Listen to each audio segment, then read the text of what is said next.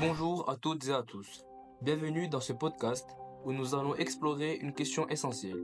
Qui vote en France et pourquoi?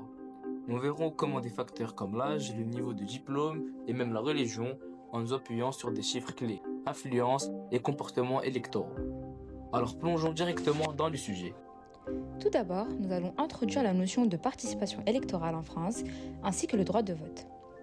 En France, selon l'article 3 de la Constitution, sont électeurs tous les nationaux français majeurs des deux sexes, jouissant de leurs droits civils et politiques. Cela semble simple, mais en réalité, voter ou non dépend de nombreux facteurs. La participation électorale, c'est-à-dire le fait d'aller voter, repose sur deux éléments principaux. L'inscription sur les listes électorales, automatique depuis 2019 pour les jeunes majeurs. Cette mesure a permis d'augmenter le nombre d'inscrits, notamment parmi les moins de 25 ans.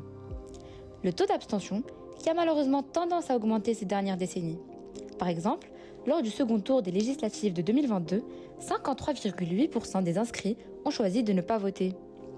Des variables sociales comme l'intégration au sein de la société, que ce soit par le travail, l'éducation ou les groupes sociaux, influencent directement la participation. Mais ce n'est pas tout, car des éléments contextuels comme les enjeux des élections et l'offre politique jouent également un rôle clé. Commençons par l'âge, un critère majeur lorsqu'il s'agit de comprendre qui vote. Les chiffres révèlent des différences significatives entre les générations.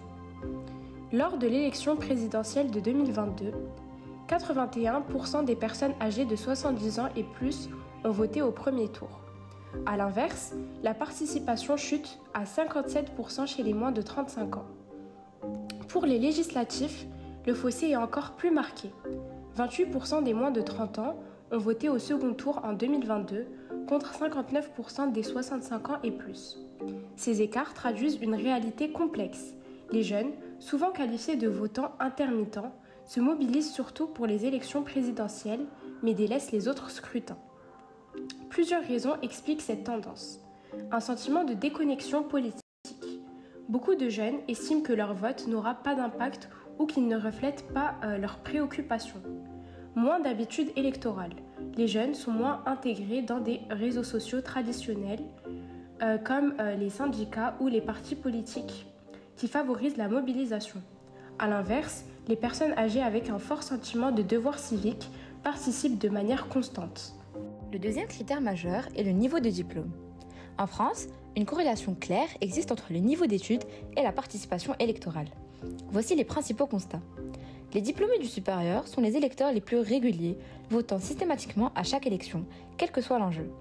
À l'opposé, les non-diplômés s'abstiennent massivement. Les titulaires d'un baccalauréat ou d'un diplôme équivalent sont dans une situation intermédiaire avec un vote intermittent, c'est-à-dire le fait de ne pas voter systématiquement à tous les scrutins, donc alterner entre vote et abstention. Cette tendance est liée à la compétence politique, c'est-à-dire la capacité à s'intéresser aux enjeux, à s'informer et à évaluer les programmes. Les diplômés disposent généralement de ressources culturelles et sociales plus solides, ce qui renforce leur sentiment de légitimité dans le processus électoral. Passons maintenant au rôle de la religion. Un facteur souvent sous-estimé, mais pourtant déterminant dans les choix électoraux. Voici ce que les statistiques nous apprennent. Les catholiques pratiquants ont tendance à voter pour la droite conservatrice ou l'extrême droite. En 2022, Marine Le Pen a obtenu 25% des voix de ce groupe, soit une augmentation de 10 points en 5 ans. Les musulmans, à l'inverse, se tournent massivement vers la gauche. 69% ont voté pour Jean-Luc Mélenchon lors de la dernière présidentielle. Enfin, les personnes sans religion privilégient elles aussi les partis de gauche. Lors du premier tour de 2022, 44% des électeurs sans affiliation religieuse ont voté pour des candidats progressistes contre 32% pour l'ensemble de la population. Ces choix sont souvent le reflet de valeurs spécifiques. Les catholiques pratiquants privilégient des candidats qui défendent les traditions et les valeurs familiales.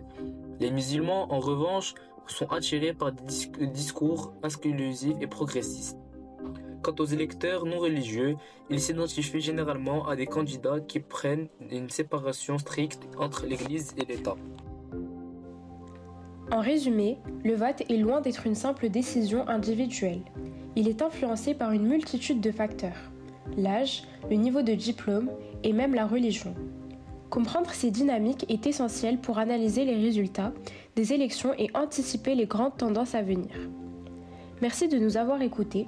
Si ce sujet vous intéresse, n'hésitez pas à partager cet épisode ou à nous rejoindre pour une prochaine discussion sur la politique et la société. À bientôt!